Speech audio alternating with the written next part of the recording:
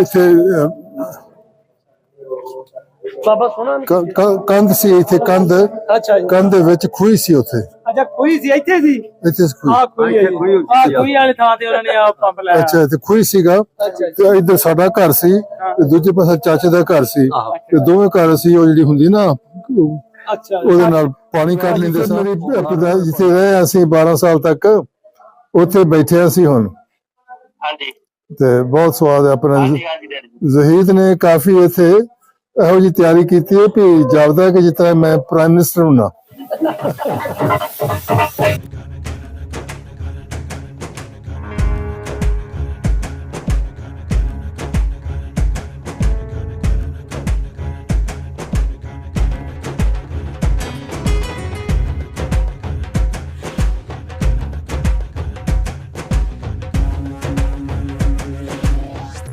ਇੱਕ ਹੋਰ ਗੱਲ ਮੈਨੂੰ ਯਾਦ ਆ ਗਈ ਹੈ, ਮੈਂ ਆਪਣੀ ਕਿਤਾਬ 'ਚ ਲਿਖਿਆ। ਵਿਸਾਖੀ ਤੇ ਮੇਲੇ ਤੇ ਮੇਰੇ ਫਾਦਰ ਨੇ ਬਾਜ਼ਾਰ ਵਿੱਚੋਂ ਜਲੇਬੀਆਂ ਲਿਆਉਣੀਆਂ।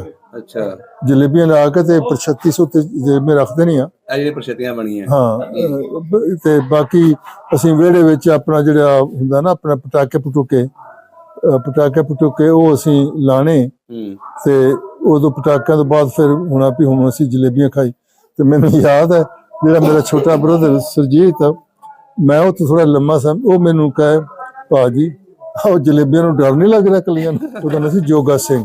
ਅੱਛਾ, ਤੇ ਉਹਨੇ ਜਦੋਂ ਮੈਂ ਸ਼ੇਖੂਪੁਰਿਓਂ ਖਾਲਸਾ ਸਕੂਲ ਪੜ੍ਹਦਾ ਸਾਂ, ਮੈਂ ਪਿੰਡ ਆਉਣਾ ਹਰ 2 ਹਫ਼ਤੇ ਬਾਅਦ, ਟਾਂਗੇ ਨੇ ਲਿਆ ਕੇ ਉਹ ਸਾਹਮਣੇ ਘਰ ਤੋਂ ਜਦੋਂ ਲਿਆਉਣਾ ਤੇ ਉਹਨੇ ਉੱਤੇ ਚੜ੍ਹ ਕੇ ਚਬਾਰ ਉੱਤੇ ਕੋਠੇ ਤੇ ਉਹ ਪੌੜੀਆਂ ਤੇ ਬੈਠਾ ਹੁੰਦਾ ਸੀ। ਅੱਛਾ, ਤੇ ਉਹਦੀ 4 ਸਾਲ ਦੀ ਉਮਰ ਸੀ। ਉਹਨੇ ਉੱਥੋਂ ਵੇਖਣਾ ਤੇ ਜਦੋਂ ਵੇਖਣਾ ਟਾਂਗਾ ਆਉਂਦਾ ਤੇ ਤਾੜੀਆਂ ਮਾਰ ਕੇ ਉਹ ਬਚਨ ਆ ਗਿਆ ਥੱਲੇ। ਤੇ ਉਹ ਮੈਨੂੰ ਯਾਦ ਹੈ, ਉਹ 4 ਸਾਲ ਦਾ ਬੱਚਾ ਉਦੋਂ ਹੀ ਸਾਲ ਕੁ ਬਾਅਦ ਉਹ ਟਾਈਫਾਈਡ ਹੋ ਕੇ ਤੋਂ ਗੁਜ਼ਰ ਗਿਆ।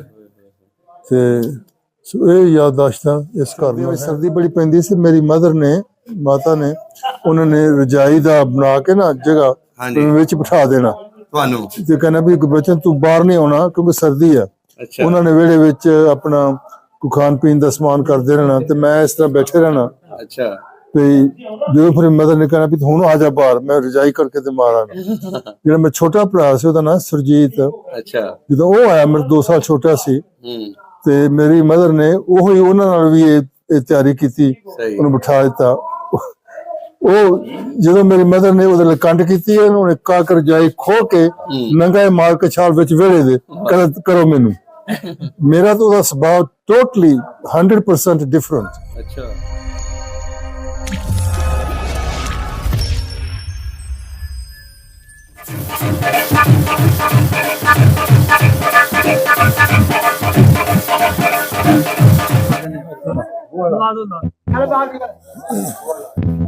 ਇਹ ਤੇ ਜਿਹੜੇ ਪਹਿਲਾਂ ਜੋ ਜੰਝ ਕਰ ਜੀ ਦੀ ਮੈਨੂੰ ਜਿਹੜੀ ਮੈਨੂੰ ਵਾਕਫੀਅਤ ਹੈ, ਯਾਦ ਹੈ, ਜੰਝ ਕਰ ਤੇ ਬੜਾ ਵੱਡਾ ਸੀਗਾ। ਇਹ ਤਾਂ ਉਹਨਾਂ ਦੇ ਪਾਰਟੀਸ਼ਨ ਕਰਕੇ ਹੁਣ ਹੋਰ ਘਰ ਬਣ ਗਏ। ਹੁਣ ਤਕਰੀਬਨ 6 ਮਹੀਨੇ ਹੋਏ ਇਹਨਾਂ ਨੇ ਮਕਾਨ ਬਣਾਏ ਨੇ। ਅੱਛਾ, ਇੱਥੇ ਲਿਖਾਈ ਲਿਖੀ ਸੀਗੀ ਬਕਾਇਦਾ ਹਿੰਦੀ ਦੇ ਵਿੱਚ। ਅੱਛਾ, ਹਿੰਦੀ ਲਿਖੀ ਸੀ ਬਕਾਇਦਾ ਨਾ, ਜਿਸ ਤਰ੍ਹਾਂ ਜਾਲੀ ਹੈ ਨਾ ਇਸੇ ਦੇ ਵਿੱਚ। ਨਹੀਂ ਹੁਣ ਫਿਲਹਾਲ ਕੋਈ ਨਹੀਂ, ਹੁਣ ਕਮਰੇ ਸ਼ਮਰੇ ਨੇ ਬਸ। ਅੱਛਾ, ਕੀ ਲਿਖਿਆ ਸੀ? ਨਹੀਂ ਇਹ ਸਾਨੂੰ ਨਹੀਂ ਪਤਾ, ਗੁਰੂ ਕੀ ਅਸੀਂ ਨਹੀਂ ਪੜ੍ਹ ਸਕਦੇ। ਆਹੋ ਸਾਨੂੰ ਨਹੀਂ ਪਤਾ, ਅਸੀਂ ਉਰਦੂ ਪੜ੍ਹ ਲੈਂਦੇ ਰਹੇ। ਅੰਦਰ ਵੇਖਣਾ ਅੰਦਰ ਤੁਹਾਨੂੰ ਝਾਤੀ ਗੁਰੂ ਕੀ ਮੈਂ ਪੜ੍ਹਦਾ ਰਿਹਾ, ਉਰਦੂ ਪੜ੍ਹਦਾ ਰਿਹਾ। ਛੱਤ ਵਗੈਰਾ ਉਹ ਵੀ ਆੜਾ ਗੁੱਠਾ ਇਹੋ ਜਿਹਾ ਲਿਖਿਆ। ਮੈਂ 12 ਸਾਲ ਦੀ ਉਮਰ ਚ ਗਿਆ ਨਾ, ਉਦੋਂ ਸਕੂਲ ਚ ਉਰਦੂ ਪੜ੍ਹਦੇ ਰਹੇ।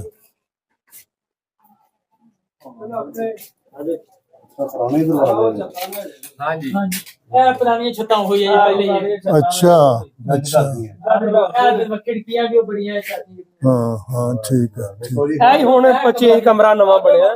ਠੀਕ ਹੈ, ਇਹ ਹਾਲ ਨਵਾਂ ਕਮਰਾ ਇਹ ਵੀ ਮੱਲਾ ਦਾ ਹਿੱਸਾ ਹੈ। ਆਪਾਂ ਜੰਗ ਕਰਦੇ ਉਹੀ ਬਿਲਕੁਲ ਉਹੀ ਬਾਲੇ ਨੇ ਛੱਤ। ਅੱਛਾ, ਪੁਰਾਣੇ ਉਹ ਜੰਗ ਘਰ ਨੂੰ ਡਿਵਾਈਡ ਕਰ ਲਿਆ 2-3 ਹਿੱਸੇ। ਹਾਂ ਠੀਕ ਹੈ ਠੀਕ ਹੈ ਠੀਕ ਹੈ। ਬਹੁਤ ਵੱਡਾ ਜਿਹਾ ਅੱਗੇ ਬੈਠ ਕੇ ਗਈ ਤਾਂ ਤੁਹਾਨੂੰ ਘਰ ਨੇ ਨਾਲ ਦਾ ਵੀ ਘਰ ਆ ਜਾਇਆ। ਕਾਫੀ ਲੰਮਾ ਵੱਡਾ ਸਾਰਾ ਹਾਲ ਸੀ ਨਾ ਸਾਡੇ ਘਰ ਤੇ। ਚਾਚੇ ਦਾ ਘਰ ਸਾਡਾ ਹੁਣ ਪਛਾਣ ਕਰ ਲਓ, ਹੁਣ ਦੱਸੋ। ਉੱਥੇ ਇੱਕ ਖੂਹੀ ਸੀ।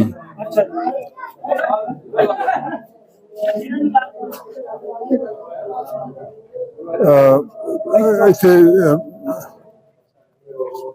ਬਾਬਾ ਸੋਹਣਾ ਕੰਧ ਸੀ, ਇੱਥੇ ਕੰਧ, ਅੱਛਾ ਜੀ, ਕੰਧ ਦੇ ਵਿੱਚ ਖੂਹੀ ਸੀ ਉੱਥੇ। ਅੱਛਾ ਖੂਹੀ ਸੀ ਇੱਥੇ ਸੀ, ਇੱਥੇ ਖੂਹੀ ਵਾਲੀ ਥਾਂ ਤੇ ਉਹਨਾਂ ਨੇ ਆ ਪੰਪ ਲਾਇਆ। ਅੱਛਾ, ਇੱਥੇ ਖੂਹੀ ਸੀਗਾ ਤੇ ਇੱਧਰ ਸਾਡਾ ਘਰ ਸੀ ਤੇ ਦੂਜੇ ਪਾਸੇ ਚਾਚੇ ਦਾ ਘਰ ਸੀ ਤੇ ਦੋਵੇਂ ਘਰ ਸੀ। ਉਹ ਜਿਹੜੀ ਹੁੰਦੀ ਨਾ ਅੱਛਾ, ਉਹਦੇ ਨਾਲ ਪਾਣੀ ਕੱਢ ਲੈਂਦੇ ਸਾਂ, ਇੱਧਰ ਉਹਨਾਂ ਨੇ ਪਾਣੀ ਕੱਢ ਲੈਣਾ। ਹੁਣ ਲੱਗੀ ਮਾਲਕ ਨੇ ਇਸ ਘਰ ਦੇ ਜੀ, ਇੱਥੇ ਹੁਣ ਇਹ ਰਹਿਸ਼ ਰੱਖੀ ਹੈ ਜੀ। ਅੱਛਾ, ਬੱਟ ਫੈਮਿਲੀ ਹੈ ਜੀ। ਅੱਛਾ।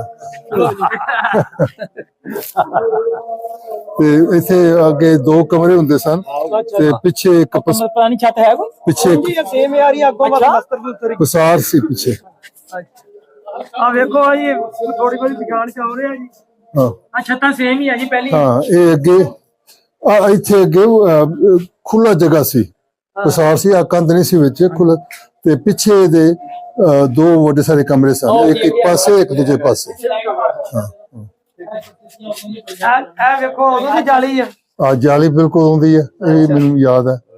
ਛੱਤ ਵੀ ਦੇਖ ਲਓ ਉੱਤੋਂ। ਹਾਂ, ਹਾਂਜੀ, ਸੋ ਛੱਤ ਵੀ ਤੁਹਾਡਾ ਹੀ ਹੈ। ਹਾਂ, ਅੱਗੇ ਮੈਨੂੰ ਇੰਨਾ ਕੁ ਯਾਦ ਹੈ ਵੀ ਜਦੋਂ ਮੈਂ ਹਾਂਜੀ ਅੱਗੇ ਆਓ ਜੀ, ਅੱਗੇ।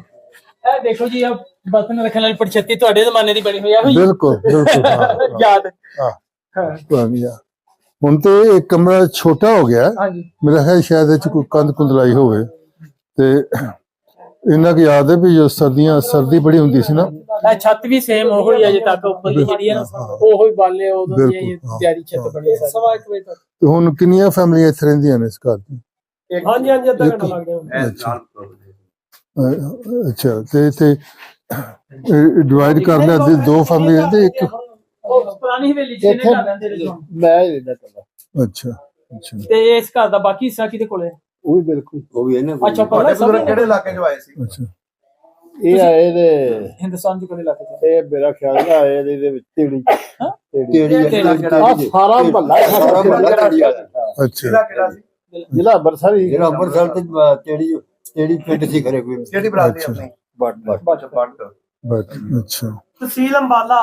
ਤਹਿਸੀਲ ਅੰਬਾਲਾ। ਹਾਂਜੀ, ਤਹਿਸੀਲ ਅੰਬਾਲਾ, ਜ਼ਿਲ੍ਹਾ ਅੰਮ੍ਰਿਤਸਰ ਤੇ ਪਿੰਡ ਤੇੜੀ।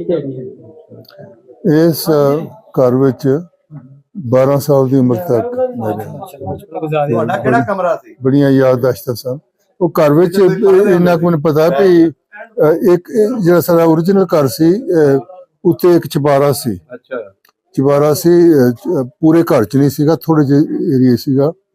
ਤੇ ਇਹਨਾਂ ਪਤਾ ਕਿ ਜਦੋਂ ਅੰਦਰ ਆਓ ਤੁਸੀਂ ਤੇ ਜਿਸ ਹੁਣ ਅੰਦਰ ਤੁਸੀਂ ਆਉਂਦੇ ਹੋ ਤੇ ਇਸ ਪਾਸੇ ਨਹੀਂ, ਮੈਂ ਦੱਸਣਾ ਕਰਦਾ, ਇਸ ਪਾਸੇ ਦਰਵਾਜ਼ੇ ਤੋਂ ਅੰਦਰ ਆਉਂਦਾ ਸਾਰੀ ਇੱਕ ਬੈਠਕ ਸੀਗੀ, ਖੁੱਲਾ ਜਗ੍ਹਾ ਸੀ ਉੱਥੇ। ਉਹ ਜਿਹੜਾ ਏਰੀਆ ਉਹਦਾ ਫਰਸ਼ ਸੀਗਾ ਉਹ ਮਿੱਟੀ ਦਾ ਸੀ। ਅੱਛਾ, ਬਾਕੀ ਸਾਰਾ ਜਿਹੜਾ ਕੋਰਟ ਯਾਰਡ ਸੀ ਉਹ ਉੱਤੇ ਇੱਟਾਂ ਲੱਗੀਆਂ ਸਨ। ਤੇ ਤੁਸੀਂ ਅੱਗੇ ਜਾ ਕੇ ਇੱਕ ਪਾਸੇ ਕੰਧ ਸੀ ਜਿਹਦੇ ਚ ਖੂਹੀ ਸੀ, ਤੇ ਅੱਗੇ ਖੱਬੇ ਪਾਸੇ ਸੱਜੇ ਪਾਸੇ ਰਸੋਈ ਸੀ। ਤੁਸੀਂ ਅੰਦਰ ਜਾਓ ਤੇ ਵੱਡਾ ਸਾਰਾ ਕਮਰਾ ਸਾਨੂੰ ਪਸਾਰ ਕਹਿੰਦੇ ਸਨ। ਪਸਾਰ ਵੱਡਾ ਸਾਰਾ ਹਾਲ ਸੀ, ਉਹਦੇ ਹਾਲ ਦੇ ਪਿੱਛੇ 2 ਕਮਰੇ ਸਨ, ਇੱਕੋ ਜਿਹਾ ਸਾਈਜ਼ ਉਹਨਾਂ ਦਾ, ਉਹ ਕਮਰੇ ਸਨ। ਤੇ ਹਾਂ, ਉਹ ਸੋ ਆ ਤੇ ਬਿਲਕੁਲ ਛੋਟਾ। ਤੇ ਇਹਨਾਂ ਕੁ ਮੈਨੂੰ ਯਾਦ ਹੈ ਕਿ ਸਰਦੀਆਂ ਦੇ ਵਿੱਚ ਬਹਿ ਕੇ ਇੱਥੇ ਮਤਲਬ ਕਿ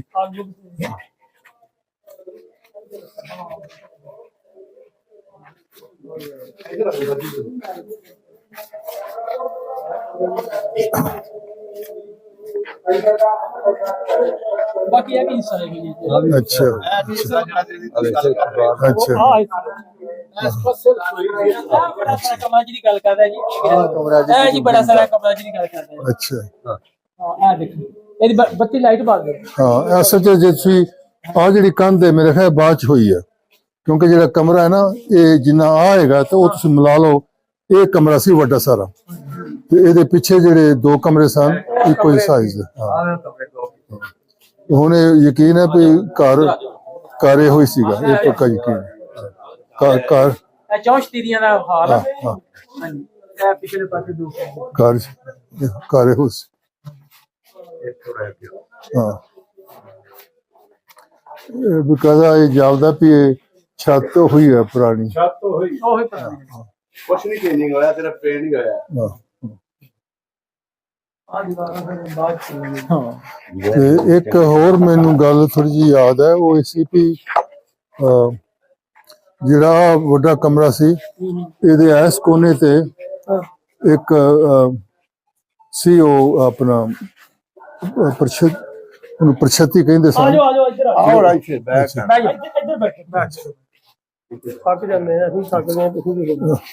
ਤੇ ਉੱਥੇ ਦੂਸਰਾ ਉਹਦੇ ਉੱਤੇ ਅਸੀਂ ਨਾ ਆਪਣਾ ਜਿਹੜੇ ਚੌਲ ਵਗੈਰਾ ਹੁੰਦੇ ਸਨ ਉਹ ਸਟੋਰ ਕਰਦੇ ਸਾਂ। ਹਾਂ ਬੜਾ ਸਸੇ ਬੜਾ ਸਵਾਦ ਆ ਰਿਹਾ।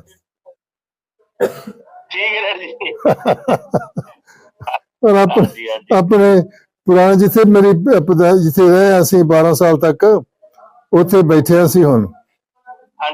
ਤੇ ਬਹੁਤ ਸਵਾਦ ਹੈ ਆਪਣਾ। ਜ਼ਹੀਦ ਨੇ ਕਾਫੀ ਇੱਥੇ ਇਹੋ ਜਿਹੀ ਤਿਆਰੀ ਕੀਤੀ ਹੈ ਵੀ ਜਾਪਦਾ ਕਿ ਜਿਸ ਤਰ੍ਹਾਂ ਮੈਂ ਪ੍ਰਾਈਮ ਮਿਨਿਸਟਰ ਹੁੰਨਾ। ਇਹ ਨਹੀਂ ਇਹਨਾਂ ਨੇ ਸੇਵਾ ਕੀਤੀ ਹੈ ਤੇ ਜਿਹੜੀ ਆਓ ਭਗਤ ਕੀਤੀ ਹੈ ਤੇ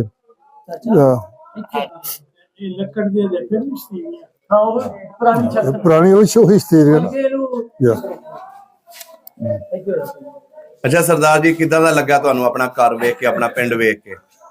ਬਚਪਨ ਯਾਦ ਆਇਆ ਤੁਹਾਨੂੰ? ਬਚਪਨ ਯਾਦ ਆਇਆ। ਸਰਦੀਆਂ ਵਿੱਚ ਸਰਦੀ ਬੜੀ ਪੈਂਦੀ ਸੀ। ਮੇਰੀ ਮਦਰ ਨੇ ਮਾਤਾ ਨੇ ਉਹਨਾਂ ਨੇ ਰਜਾਈ ਦਾ ਬਣਾ ਕੇ ਨਾ ਜਗ੍ਹਾ ਵਿੱਚ ਬਿਠਾ ਦੇਣਾ ਤੁਹਾਨੂੰ ਤੇ ਕਹਿੰਦਾ ਵੀ ਬੱਚਨ ਤੂੰ ਬਾਹਰ ਨਹੀਂ ਆਉਣਾ ਕਿਉਂਕਿ ਸਰਦੀ ਆ। ਉਹਨਾਂ ਨੇ ਵਿਹੜੇ ਵਿੱਚ ਆਪਣਾ ਖਾਣ ਪੀਣ ਦਾ ਸਮਾਨ ਕਰਦੇ ਰਹਿਣਾ ਤੇ ਮੈਂ ਇਸ ਤਰ੍ਹਾਂ ਬੈਠੇ ਰਹਿਣਾ। ਅੱਛਾ। ਤੇ ਜਦੋਂ ਫਿਰ ਮਦਰ ਨੇ ਕਹਿਣਾ ਵੀ ਹੁਣ ਆ ਜਾ ਬਾਹਰ, ਮੈਂ ਰਜਾਈ ਕਰਕੇ ਤੇ ਮਾਰਾਂਗਾ। ਜਿਹੜਾ ਮੇਰਾ ਛੋਟਾ ਭਰਾ ਸੀ ਉਹਦਾ ਨਾਂ ਸੁਰਜੀਤ। ਅੱਛਾ। ਜਦੋਂ ਉਹ ਆਇਆ ਮੇਰੇ 2 ਸਾਲ ਛੋਟਾ ਸੀ ਤੇ ਮੇਰੀ ਮਦਰ ਨੇ ਉਹੀ ਉਹਨਾਂ ਨਾਲ ਵੀ ਇਹ ਤਿਆਰੀ ਕੀਤੀ, ਉਹਨੂੰ ਬਿਠਾ ਦਿੱਤਾ। ਉਹ ਜਦੋਂ ਮੇਰੀ ਮਦਰ ਨੇ ਉਹਦੇ ਲਈ ਕੰਡ ਕੀਤੀ ਉਹਨੇ ਕਾਕਰ ਜਾਈ ਖੋ ਕੇ ਨੰਗਾ ਮਾਰ ਕੇ ਛਾਲ ਵਿੱਚ ਵਿਹੜੇ ਦੇ ਕਰੋ ਮੈਨੂੰ। ਮੇਰਾ ਤਾਂ ਉਹਦਾ ਸੁਭਾਅ ਟੋਟਲੀ 100% ਡਿਫਰੈਂਟ। ਅੱਛਾ। ਹਾਂ ਉਹ ਸਾਰੀ ਉਮਰ ਹਮੇਸ਼ਾ ਹੀ ਉਹਦਾ ਸੁਭਾਅ ਹੋ ਜਿਹਾ ਸੀ।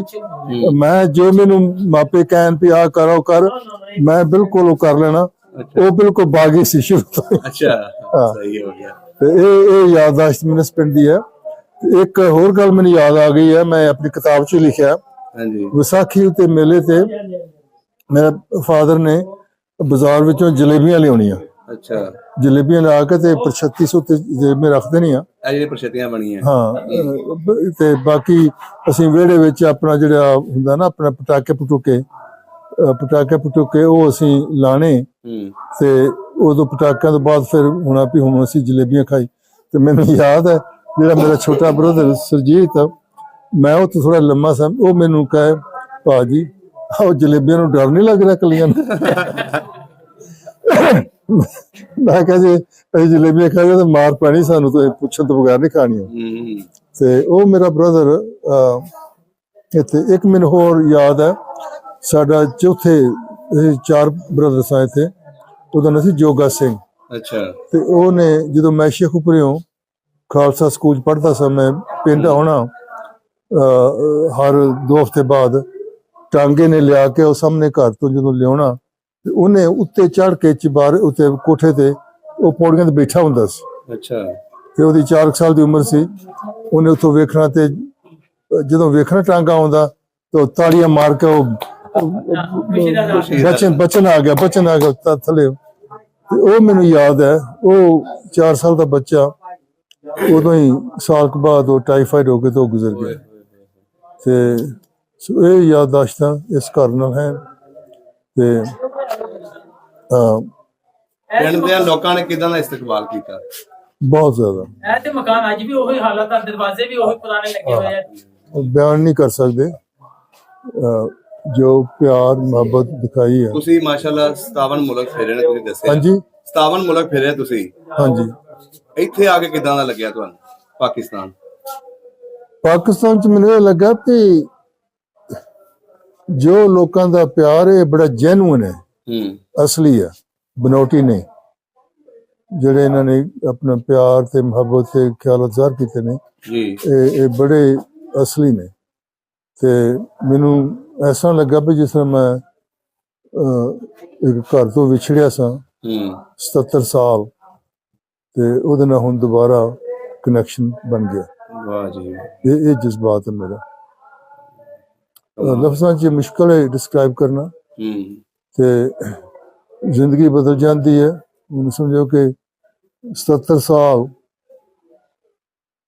ਬੜਾ ਲੰਮਾ ਸਫ਼ਰ ਹੈ।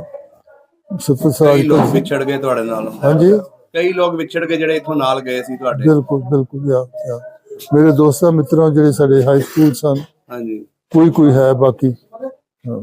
ਚਲੋ ਚਾਹ ਪੀਓ ਤੁਸੀਂ। ਉਹ ਸਾਡੇ ਘਰ ਕੰਮ ਕਰਦਾ ਸੀ। ਫੜੋ ਚਾਹ ਪੀਓ। ਤੇ ਉਹਨੇ ਅਖੀਰ ਜਦ ਦਿਨ ਖਤਮ ਹੋਣਾ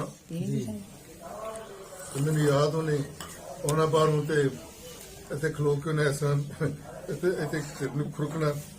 ਅੱਛਾ ਸਰਦਾਰ ਜੀ, ਕੱਲ ਦਾ ਕੀ ਪ੍ਰੋਗਰਾਮ ਹੈ? ਮੈਨੂੰ ਤਾਂ ਯਾਦ ਹੈ। ਅੱਛਾ ਸਰਦਾਰ ਜੀ, ਕੱਲ ਕੀ ਕਰਨਾ? ਕੱਲ ਦਾ ਕੀ ਪ੍ਰੋਗਰਾਮ ਹੈ?